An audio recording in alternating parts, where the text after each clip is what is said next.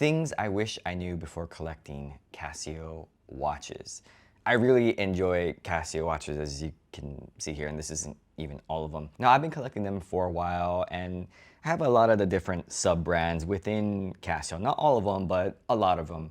And I just want to talk about 3 things I wish I knew before collecting Casio watches. Maybe a look back on what I might have possibly done differently to save me time and definitely money, and learning things the long way around as I've built my collection over time.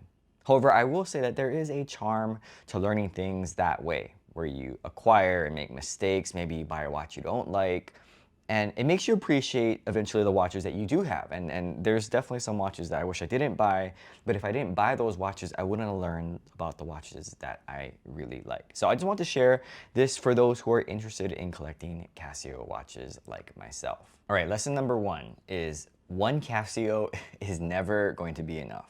Let me just say, the more you look online at what other people have, the more that you want. If you're on the Casio or watches subreddits or G-Shock subreddits, you constantly are refreshing the page every day, you go to G Central, it's not going to be enough. And I am guilty of all of those things. And that's both good and bad, that one Casio is not enough. I love that Casios are very, very affordable. Like, take this one, for instance. This is very, very cheap, very minimal, and this could be it. This is probably all the watch a normal person would need, assuming you don't swim or need it under any sort of rough or tough conditions. And at the price range that this watch comes in, it just makes it so much more approachable and accessible to people who do want to start, collecting watches or wearing watches.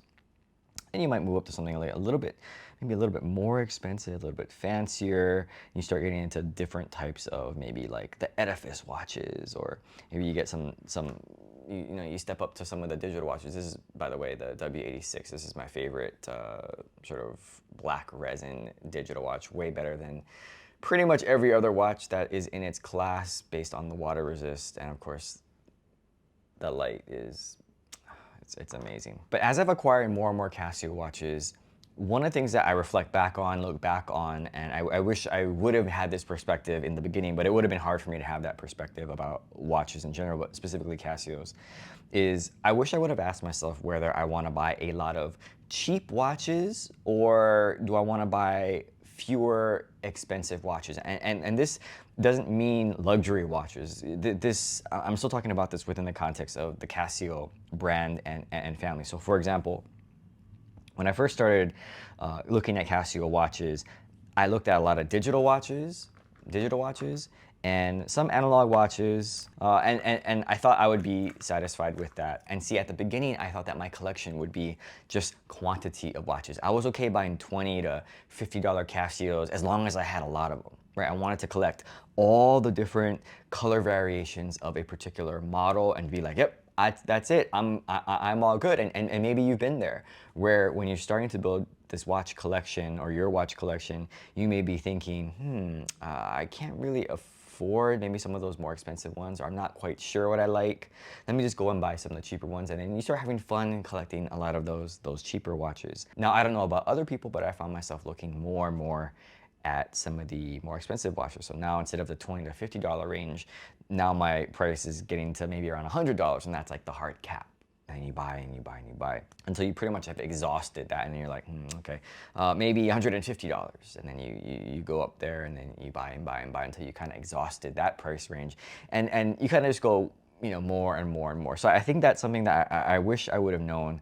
That of course one watch is not going to be enough. It could be, but as I've collected more and more watches and learned what I've liked, it's sort of like a catch-22 thing, where I think it'd be very difficult to just start off saying, okay, I want to collect like $300 G-Shocks, or more expensive watches, like $300 or more G-Shocks, like, and you have no other watches. I think that'd be very difficult to do. So I think a lot of people just kind of just go through a lot of these cheaper watches to figure out what they want, and then eventually they start looking at some of the more expensive stuff. I don't know what that is, if it's human nature, but that's what I found. And currently I do look at some of the cheaper stuff, but the reality is I'm probably right now at maybe the $250 to $300 range of watches, which can be very, very expensive if you're buying like a watch every single month, which is why I'm really trying to like limit that, or look for like more cheap, like cheaper watches in things that I like. All that to be said, I think it's an important question to ask yourself as you're collecting Casios, and nothing wrong with starting out with, you know, some of the cheaper stuff. And for a lot of people that might be good enough. But every time I see like pictures of people like, hey, you know, check out my cheap Casios, and you know, they're really proud of it, and that's really great. I'm just thinking to myself, I wonder how long it's gonna take for them to be like, you know, that one watch is it's not enough, and then you gotta buy more, and then you gotta buy more, and then again you reach these price ceilings, and then you gotta jump into the next price. And again, maybe that's just human nature. All right, the second thing that I wish I knew was not to be afraid to search for other sub-brands of Casio. Now, Casio has a wide range of watches. I mean, speaking of wide, let me kind of widen this up a little bit. Casio has a lot of different types of watches for a lot of people, and that's what makes them, to me, very attractive as a brand, because you can get, you know, nice watches. You can get like digital watches, like, you know, bang watches, like you're just basically just gonna, you know, it's just like bust up watches where, yeah, it can get, you know, banged up, and it's just, you know, it's gonna take a lot of hits. But you can also get like very active watches, so things like, you know, hiking, outdoor watches, swimming, all these different like purposes, and that's what I really like and appreciate about Casio. When I first started though, I was only looking at digitals here, and like a lot of like the edifice line. That's all I was like looking at, was just with this, because I'm like, I don't want a G-Shock. That's like, G-Shocks they're horrible.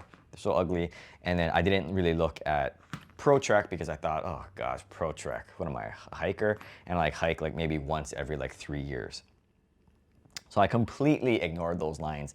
I did look at Oceanus, but you know, that's like the next price tier above. But I really did a disservice to myself when I started collecting by not even looking at those brands. And maybe that's part of like the watch growing experience. But I will say that, again, once you sort of reach this like ceiling, maybe not necessarily in price, but in like a certain sub brand, whether it's like vintage collection or just like the Casio regular line, you're gonna start to look elsewhere. And I think that's absolutely okay. I think that's why I have a lot of different watches, some of which I'm very proud to own, and other watches I'm like, why did I buy that? Looking back, I wish I would have explored a lot of different sub-brands, and it's hard to say which watches I would have picked at the time, but I'm really glad for the watches that I did end up picking, particularly in the G-Shock lineup, this being my first G-Shock. This isn't your typical Casio G-Shock. This isn't even your typical square, but this one fit me because I have a very small wrist. So I really like that. Of course, I got the Lineage one. I got 2 of these. They're so great. It's an amazing watch, by the way. Of course, I got the Edifice watches, and the Pro Trek has really surprised me. I have, what now, 3 Pro Trek watches, and all 3 absolutely amazing. I really like Pro Trek, and I thought it was just for hikers, but the more and more that I'm wearing them, I wear it around the house, and they're very comfortable, just very easy, especially to read these ones. But I never would have looked at Pro Trek, but I'm glad that I explored it. So all that to say, I would hope that people look at different sub-brands. Maybe they're not initially interested, but at least if you're gonna look into Casio, don't just collect G-Shocks. Don't just collect vintage watches. I mean, sure, it's fun. I mean, you can do whatever you want. But I think you're doing yourself a real disservice by not looking at different types of Casio watches across the board, because there are some real nice ones.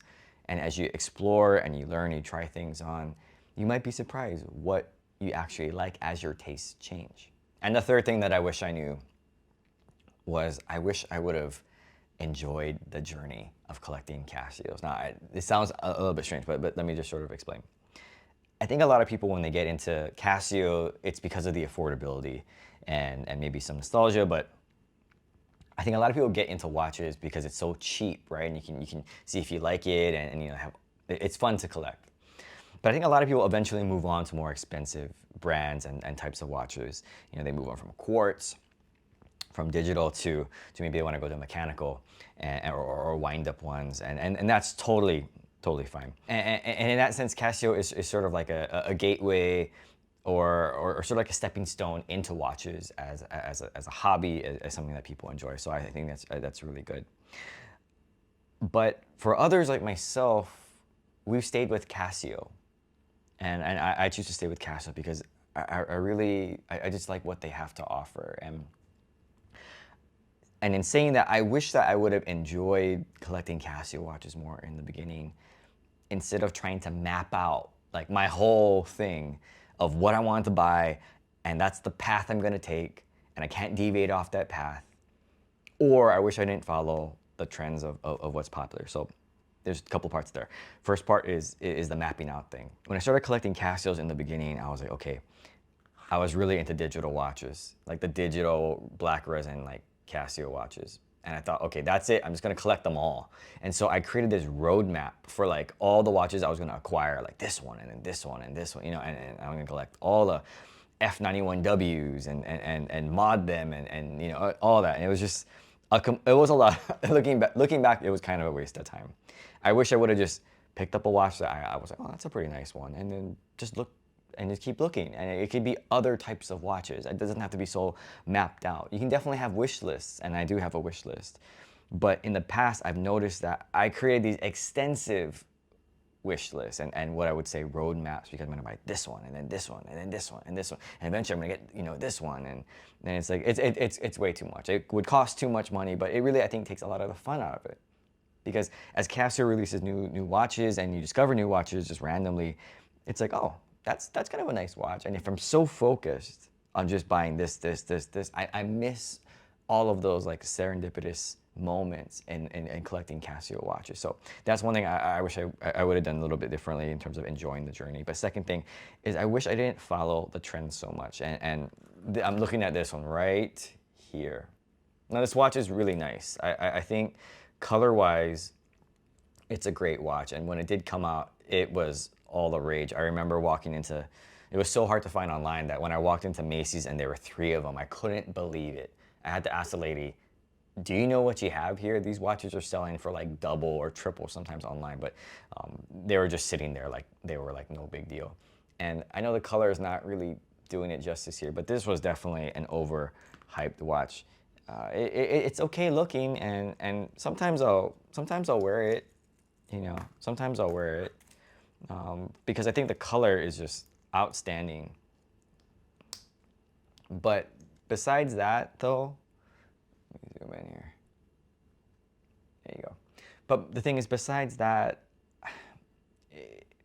it was just a buy because it was just so exciting. Everybody wanted one, but I didn't really, looking back, want one of these. The fluted bezel, and not really excited. I bought it because of the color, but the band is not great. It's not even, it has, I think it's like brass.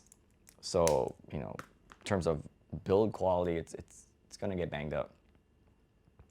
But I wish I would have just not worried about what is all, let me widen that up, what is all hyped up within the Casio world. I mean, it's fun to like look and get excited, but I don't need to like pounce on these certain things. I don't know if this contradicts with what I said earlier, but I think people should enjoy collecting watches that they want, not because it's popular or they think they need to have one in their collection. I mean, if you want to collect all the Casios or the G-Shock squares, I mean, go for it. I mean, it's kind of boring to me, but hey, you know, go for it. Or if you want to collect every digital vintage watch, hey, go for it. But just make sure that you're enjoying the journey. You know, collecting watches, I found, is like such a strange like hobby or interest. It's like the watch is like a tool, right? Like it's just a tool to tell the time. But you know, it's sort of become more than that. And it's become like this fashion accessory that you wear, that you use to express yourself.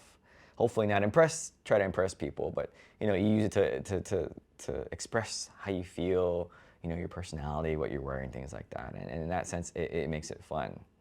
So the watch itself, to me, as I've grown as a collector, it has like this utilitarian value, but also this aesthetic value, and that's what makes this so unique, and I think better than any other type of piece of jewelry because of that functionality. Okay, so those are just some of the things that I wish I knew before starting my collection with Casios, and by no means do I have all the answers, and I'm still learning, but I really like where my collection is at, I'm probably gonna slow down on acquiring watches because I don't know if like other people, you know, you go so fast in the beginning, but I'm really looking now to pick up what I think are quality pieces that I want. They may not be popular, there may not be YouTube videos about them, or they may not be even new, could be years old, but if I see one that I like, I'm gonna save up and buy that one because I want it in my collection. Again, this isn't even all of them. So I'd love to hear what other people have to say, and thanks for watching.